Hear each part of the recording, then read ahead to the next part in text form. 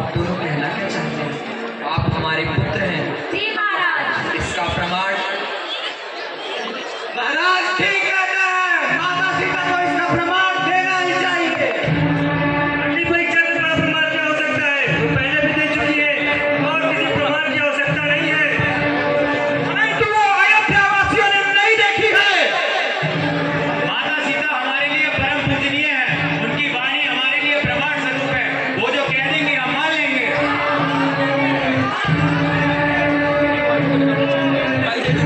शांत हो जाइए सभी लोग। मैं देवी सीता के चरित्र पर संदेह नहीं करता, अपितु उन्हें पूछता हूँ, परंतु राज दरबार की उच्च मर्यादा स्थापित रखने के लिए यह उचित है कि वे आएं और जन समुदाय में फैली इस भ्रांति को दूर करें। यह प्रजा के लिए वरदान स्वरूप होगा।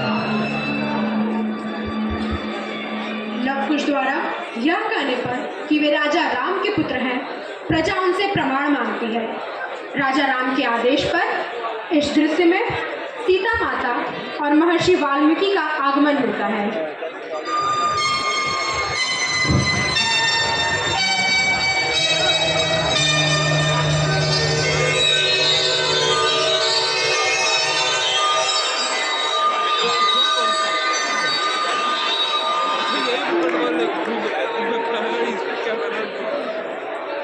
महाराज श्री राम की आज्ञानुसार देवी सीता इस राज्यसभा में पधारी है। हे दशरथ नंदन, ये सीता उत्तम व्रत का पालन करने वाली मेरी धर्मपुत्री है। सभा में स्थित प्रजाजन, गुरुजन, माताएं एवं आकाश में स्थित दो देवता मेरी बात अवश्य सुने।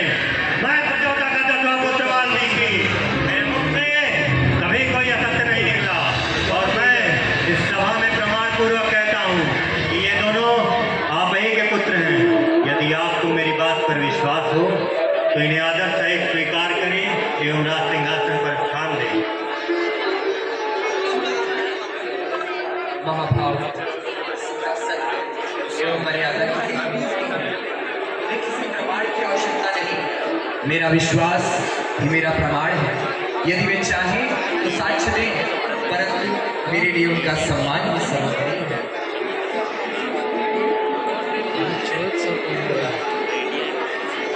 आज हम लोग ज़्यादातर लोग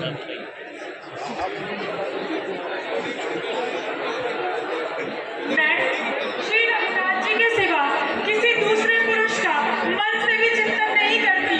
अगर ये सत्य है तो माँ भगवती पृथ्वी देवी मुझे अपनी गोद में स्थान दे।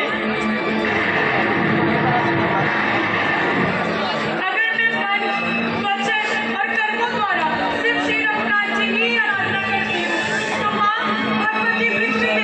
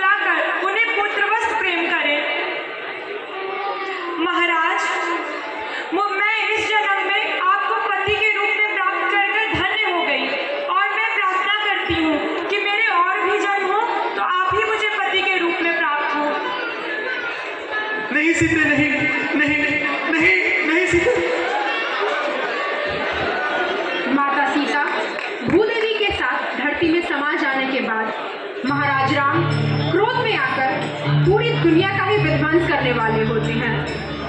तभी स्वयं धरती के रचयिता ब्रह्मदेव बीच में प्रकट होकर हस्तक्षेप करते हैं और राजा राम को उनकी वास्तविकता की अनुभूति कराते हैं और यह बताते हैं कि उनका और माता सीता का मिलन वैकुंठ धाम में होगा। इस दृश्य में आप लव कुश का राज्यसभा में आगमन देखेंगे। राम राम जय राजा राम, राम राम जय सीता राम, राम राम जय राजा राम, राम राम जय सीता राम, राम राम जय राजा राम, राम राम जय सीता राम, राम राम जय राजा राम, राम राम जय सीता राम, राम राम जय राजा राम, राम राम जय सीता राम, राम राम जय राजा राम, राम राम जय सीता राम।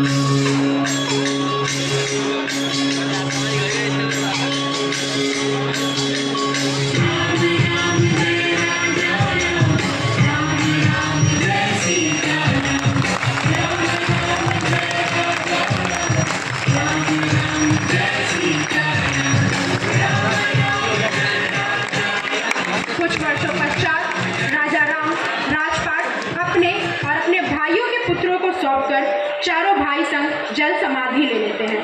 इस प्रकार हमारा यह अध्याय समाप्त होता है। मैं आप सभी प्रतिभागियों की तरफ से आपका अभिनंदन